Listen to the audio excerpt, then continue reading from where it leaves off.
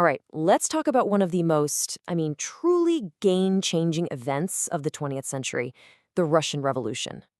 We're going to dig into how a massive empire, one that had been around for centuries and was ruled by this incredibly powerful dynasty, just completely fell apart. It's an amazing story of chaos and radical change. So this really is the big question, isn't it? How does a dynasty that's been in power for 300 years, the Romanovs, just poof, disappear? It feels like it happened overnight. Now, of course, it wasn't literally overnight, but you'll see just how shockingly fast it all went down. This is that story. And the year it all happened was 1917. This is the moment when everything changes.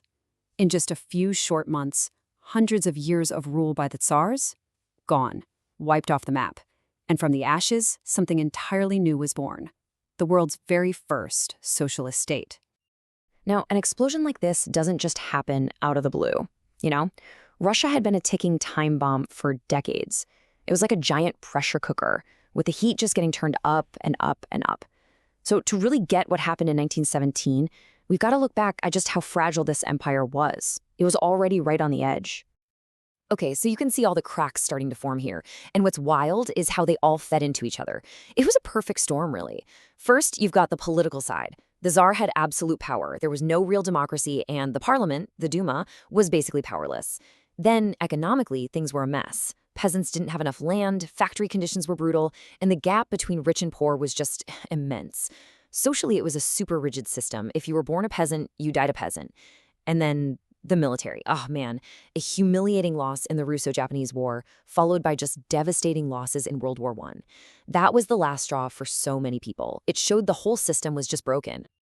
And this right here, this shows you the core of the problem. It's like two different worlds on a collision course. On one side, you have Tsar Nicholas II. His whole focus? Keep absolute power, rule by his own word, and protect the rich nobles. And on the other side, the people. And what did they want? Pretty basic stuff, right? Political freedom, a say in how they were governed, enough land to live on, and better wages. It's like they weren't even living in the same country.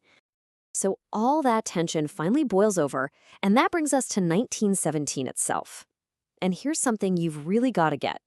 We talk about the Russian Revolution, but it wasn't one single event. Nope. It was actually two totally different revolutions, just a few months apart.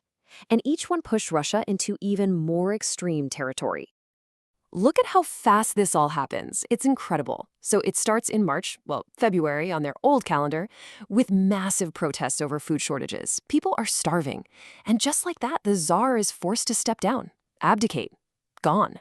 This leaves a huge power vacuum, and a shaky provisional government steps in, but, and this is the key, they make a huge mistake. They stay in World War I, the war people hated. And that decision, it opened the door wide for a much more radical group, Vladimir Lenin's Bolsheviks, to just sweep in and take over that November. So you might be asking, how did the Bolsheviks pull this off so fast? Well, a big part of it was this slogan: peace, land, and bread. It's simple, it's brilliant, and it was exactly what everyone wanted to hear. Peace for the soldiers dying in the trenches, land for the peasants who worked it but didn't own it, and bread for the starving families in the cities. I mean, you can't get more direct than that. For a country that was completely broken, this was everything. But it wasn't just about a good slogan, right? The Bolsheviks were smart, they were organized, and their secret weapon was this: the Soviets. So what were they? Basically, they were councils made up of workers, peasants, and soldiers that were popping up all over the country. Think of them like a grassroots government, a parallel power structure. So while the official provisional government was floundering, the Bolsheviks were building this massive network from the ground up, ready to take over. Okay, so they've seized power. The revolution is a success, right? Well, not so fast.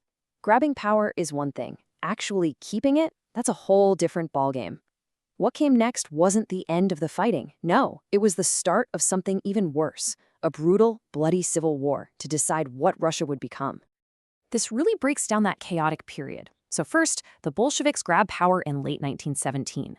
But immediately, the country just shatters. A massive civil war breaks out that lasts for years, from 1918 to 1921. It's the Red Army, the Bolsheviks, against basically everyone else, the White Army. After years of absolutely vicious fighting, the Red Army comes out on top. They manage to pull the fractured country back together under their control. And that's when the USSR is officially born. And this really shows you why the Reds won. You had the Red Army, led by the military genius Leon Trotsky. They were unified, they were fighting for one clear goal, a socialist state. On the other side, you had the White Army, and they were, well, a mess.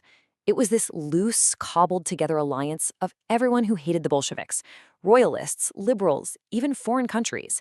But they couldn't agree on what they were fighting for. And that disunity was their doom. The Reds were fighting for a future. The Whites were just fighting against the present. And so we come to 1922. The Civil War is finally over. The opposition has been crushed, and a new entity is officially declared: the Union of Soviet Socialist Republics, the USSR.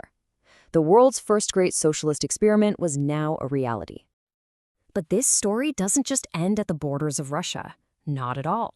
The Russian Revolution sent shockwaves that were felt literally all over the world.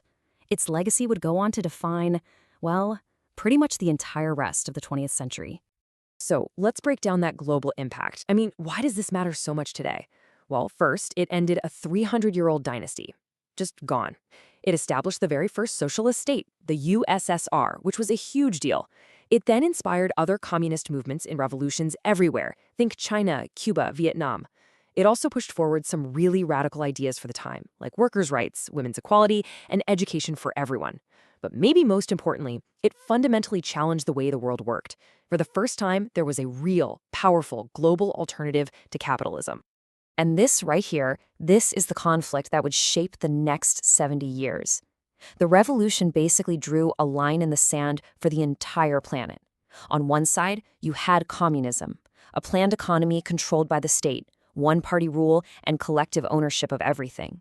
And on the other side, capitalism, free markets, democracy with multiple parties, and private ownership. This epic ideological clash, well, we came to know it as the Cold War. Which brings us to our final and maybe most difficult question. The revolution promised a paradise for workers. A world of equality and justice, peace, land, and bread. But the path to get there led through brutal civil war, devastating famine, and an incredibly oppressive totalitarian government. So it really makes you wonder, and it's a tough thing to think about. The revolution's ideals were huge, world-changing even. But what was the actual cost of trying to build that paradise? Did it deliver on its promise? That's something historians are still debating today.